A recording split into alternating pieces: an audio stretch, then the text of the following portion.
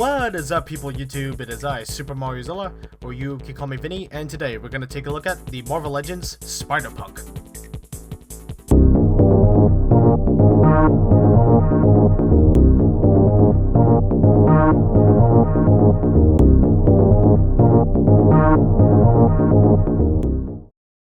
Correct me if I'm wrong, but was Spider-Punk first introduced in the Spider-Verse story? I know he's the alternate universe Spider-Man who's a rock star, but that's as far as my knowledge goes.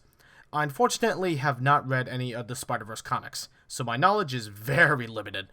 And I don't think I'm going to have an easy time getting all the issues of that story anyway, because reasons. Collectors were pretty excited for this figure when it was first announced.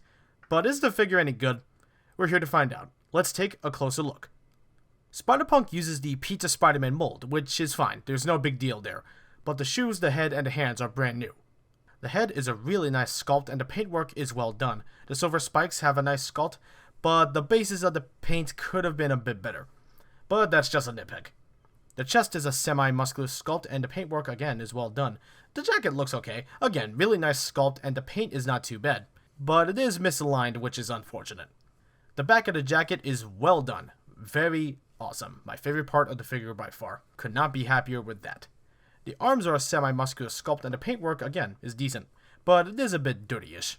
The hands on both sides are great, sculpt-wise. The legs are again a semi-muscular sculpt. They look pretty good. Like I said, it's the same mold, so there's not too much reason to go into too much detail. The blue is molded, so there is really no paint. The sneakers are well done, great sculpt work, and we actually have paintwork here. Not the greatest, but it's nice to have it. Spider-Punk looks good in terms of looks. Paint could be a bit better, but like I said, that's just a case of me nitpicking. Spider-Punk's articulation is pretty basic and average for a Spider-Man Marvel Legend. Let's get the guitar off. All right. So, shall we go over it? Head is on the ball hinge, can look about this high up, this far down, can swivel. His pivot is non-existent, so don't even try. Shoulders are on a swivel hinge. They can move this high up, which is a little bit more than 90 degrees. For Spider-Man, well, I mean, I know this isn't Spider-Man, he's Spider-Punk, but still, I was hoping it could go a bit higher. Shoulders are also on the swivel. Biceps can swivel. Elbows are double hinged. Good range. Hands are on the swivel hinge. Once again, the range is there. I'm not trying to say the articulation's bad. It's just that, you know, we've seen it a million times. He can ab this far back, which is not the best for Spider-Man, but it's decent enough. Can crunch this far forward. Again, not the best, but decent. Waist can swivel. Legs can move this far forward, which is okay. This far back, which still not sure how to feel about. Splits are definitely better than past Spider-Man, but still, I'm hoping one day they can actually update the Pizza Spider-Man mold to actually, you know, do the actual splits.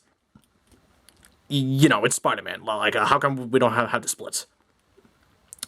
Thighs can swivel. Knees are double hinged. Ankles here are different. They are on a swivel right here, but the shoes have the rocker and the hinge. They can hinge about this far down and this high up, which is actually pretty good. So I'm happy about that. That's actually quite nice. The ankle rocker really does not become an issue, especially with the fact that the boots can actually swivel. So that's pretty good. So articulation, like I said, it's not bad. It's just, you know, we've seen it a million times with this mold. It's average. It's average. It's not anything too terribly special. No major improvements with the articulation, which is kind of disappointing because you think Hasbro would try to make their Spider-Man as posable as possible. I mean, for at least how much their budget can afford. But I've seen better articulated Marvel Legends than Spider-Man, so hate to say, guys, I am slightly disappointed. I mean, with Spider-Punk, not really, because you know, he's acceptable. He does, you know, rock-on poses. But still, though, I kind of did expect just a tiny bit more, but it's not the character's fault. It's you know, I don't know, because like I said, the articulation for the Spider-Man molds, you know, again, it's average. We've seen it, like, if you've seen it once, you've probably seen it already a million times, and there it goes. So yeah, Spider-Punk stands to the top of his spikes. He's just 6.5 inches. Let's do the comparisons. Here he is with the Marvel Legends Ghost Rider and Black Widow. Here he is with the Marvel Legends Gwenpool and Spider-Woman. Here he is with the Marvel Legends Spider-Man Noir and Prowler. Here he is with the Marvel Legends Lasher and Mysterio. And finally, here he is with the Marvel Legends Demolition Man and Lizard. Spider-Punk scales good with the other Marvel figures, so there's really nothing to complain about. Spider-Punk doesn't come with a whole lot, but he does come with the stuff he will need. Let's take a look. For the hands, he comes with the guitar pick hand that was on him in the package. Next, he comes with a fist hand for the right side. On his left side, he comes with the rock-on hand that was already on him in the package. And he comes with a guitar-holding hand to play. Not a lot of hands, but I think it's enough for him. Finally, his guitar. Sculpt work is beautiful, and the paint is not necessarily the best, but for what it had to do, it does the job well. To put it on him, just put the strap around his head and around his right arm, and there you go. He has his guitar. And you can indeed pose him playing his guitar. And the guitar playing hand fits in just fine. One thing that's annoying is that when posing him playing the guitar, sometimes the strap ends up above him, and you had to repose it to make it look right and not so goofy. That's annoying, so be aware of that if you plan to pose him around. But still is a nice inclusion. So, buy, don't buy, or wait for a sale. Spider-Punk does the job well, and I think fans of the character will be pleased for the most part. He's definitely not perfect, but the issues he has are minor. Good sculpt, decent paint, needed accessories, and good articulation, and all for 20 bucks. That's pretty good.